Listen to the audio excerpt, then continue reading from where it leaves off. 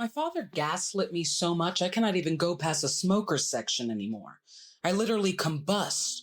I should tattoo on my butt flammable. For my father, gaslighting was the reverse Uno of psychological abuse and one of his favorite tactics. You cannot tell him he was bad. If anything, he was just flawed or lost, and you were a jerk for not seeing that. For example, it is not that he committed bigamy, it's just that he got lost in a destination wedding and happened to say yes to a woman in a wedding dress. Till this day, I cannot believe he left a whole ass secret family and booked a flight. Woo!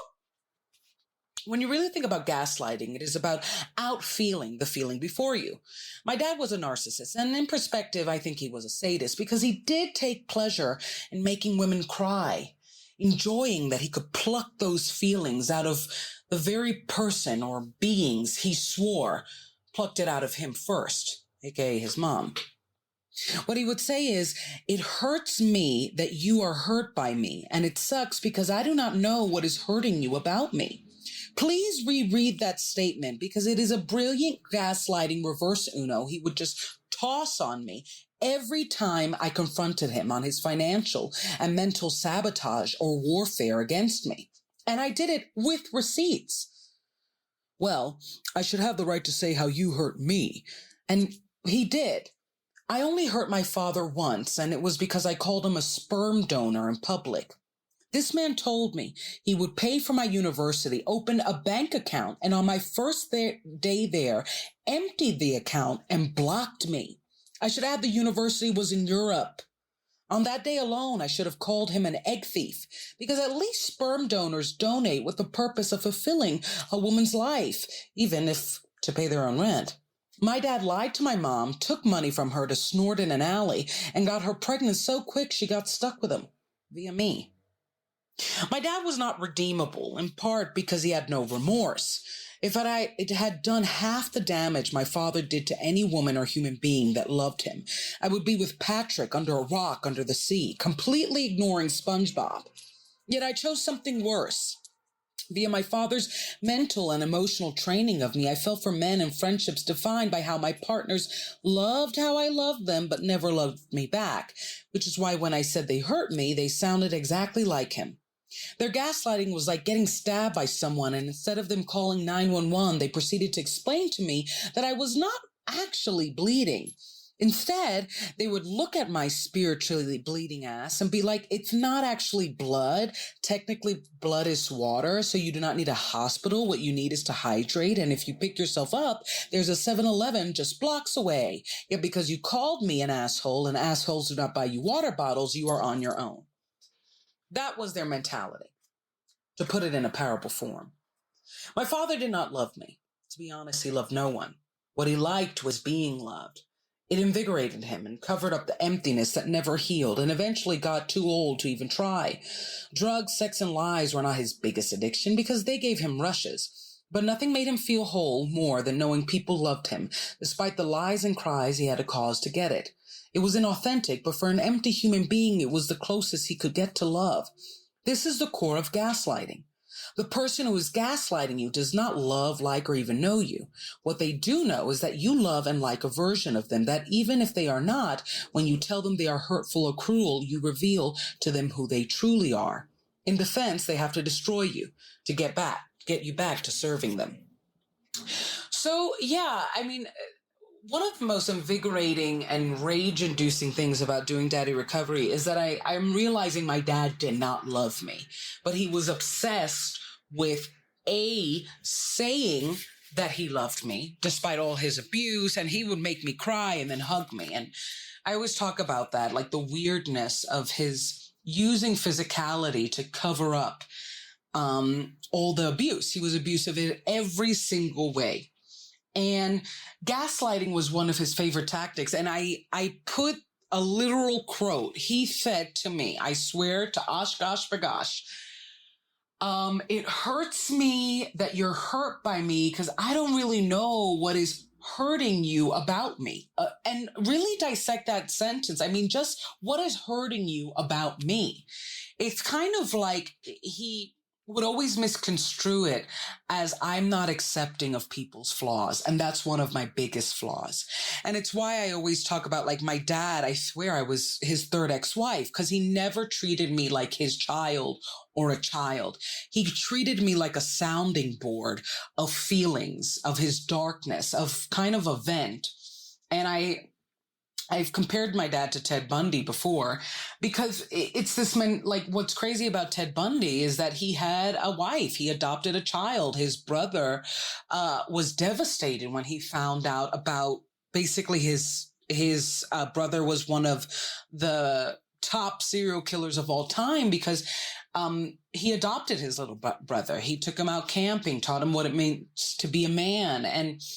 And it's really scary, their ability to cover up their evil with certain people. And I felt like with my dad, I was his vent. Here on me, he dumped everything evil about him. His cruelty, his meanness, his materialism, his greed, his addictions. He just dumped his darkness. And because he was so scared of his other wife, he would behave with her, but he would talk horrible things about her. And and a lot of women, he talked horrible about his mother, which is a total red flag. His sisters, it was always women that were hurting him. But he was the one who was actually hurting women. And his tactic was to just claim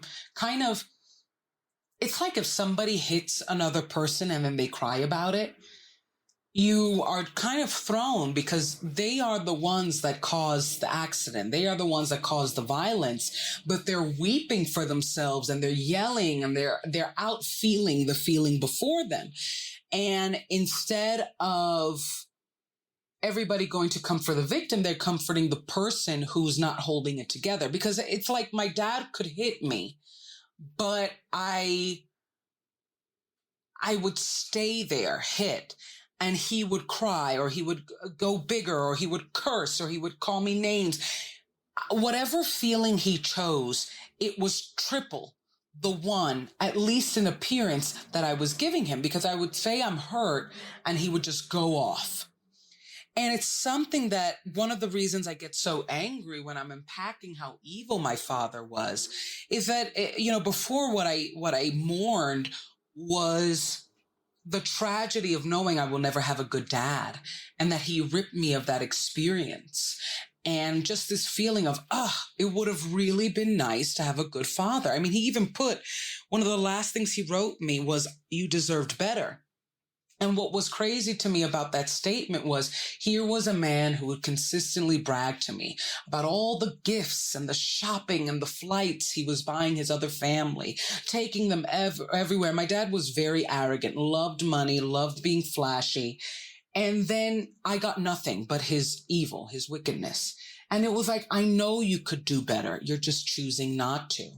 And what I found that really enraged me was how many relationships, toxic relationships I have been in, where I chose the same dynamic of somebody would call me their girlfriend, call me their bestie, call me their favorite employee, but never give me a promotion, never be kind to me in public, never give me my roses, never be thankful to me, never even text me on my birthday. Like, it's crazy the amount of disrespect and degradation I allowed, because the first man in my life, my first guide, taught me I didn't deserve anything. And he had to, because that's the thing about gaslighting. A gaslighter loves to be loved. And when you tell them they're not loving, you tell them that they're actually cruel, you are telling them they don't deserve love. You are telling them their reality, but they want the image. They want you to keep loving this version of them, even if it's not real and even if they're empty. Because one of the things that I've always thought about my dad was, he was an incredibly numb human being that didn't know how to enjoy or connect with anyone authentically or at all. He just loved being loved. Because for me, love is truth. When he had lied to his other family so much about me, about everything. And what I realized is it can't be love if it's based on a lie. Their love is real because they believe the lie is true. You're receiving their love because it makes you feel good. But the reality is you're not giving them love back. You're giving them at best, thanks or versions of virtue. I just really, and that's something that I think about. And I'm not even trying to, God, look at me trying to be nice to him. I'm not even trying to put him down. What I'm trying to say is that genuine love is honest. Genuine love is easy. It's relaxed. It's vulnerable. It's graceful. And when you're always scheming, there's no rest. There's no grace. And deep down, they're loving a mask. But if the mask is the only thing that you've got, it's the only way you've defined yourself, because he's old. Do you know what I mean? Like it's reached a point where, what am I supposed to do? Heal? And that's the thing about addicts. My mother kind of would pacify my dad's addiction with the sense of he started young and they have the tendency to mentally stay there. What always hurt me about my dad was that sober, he was even more cruel. There was nothing kind about him as a human being. And kindness is love. Love is kindness. And if you have to murder people, Ted Bundy, to be a good husband, something's wrong with you. Do you know? Are you really a good husband? If you have to compartmentalize that darkness, because I think that's what a lot of abuse victims versus the friends of abusers always have a struggle with and reconciling. And I always have a little more grace for people who find out that their friend was an abuser. I wish they had more grace for victims, but I have grace because my dad was so good at hiding his evil and lying to people and turning people against each other. It was one of the reasons his wife would stalk us. I'm sure he said that, he was still having a relationship with my mom. And little did this woman know, my mom hated him. And my guilt was I felt like a bridge. We both felt like bridges to this human being that should just be gone. My mom really wanted me to have a dad, even though he was horrible. And I felt like, let's get rid of him, because if you're holding on to him because of me, please, let's go. And it's a really complex part of our relationship that we have healed and are always healing. Because the truth is he was a dark cloud of a human being, and he liked so much looking like a rainbow that he didn't mind debasing truth. The truth was he was an abuser. The truth is I did tell him.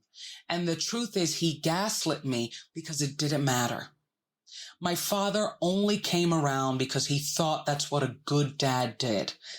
Be present, even if abusive. And that's really hard for me to wrap, because again, the amount of people I have picked in my life that have emulated that behavior, I feel like I lost at least 2 decades of life doing that. And Daddy Recovery is healing me. So check out daddyrecovery.com for all my stories. Follow my Substack for my poetry and, some stories too. And check out Deandra on all platforms, my music. That new music is coming soon.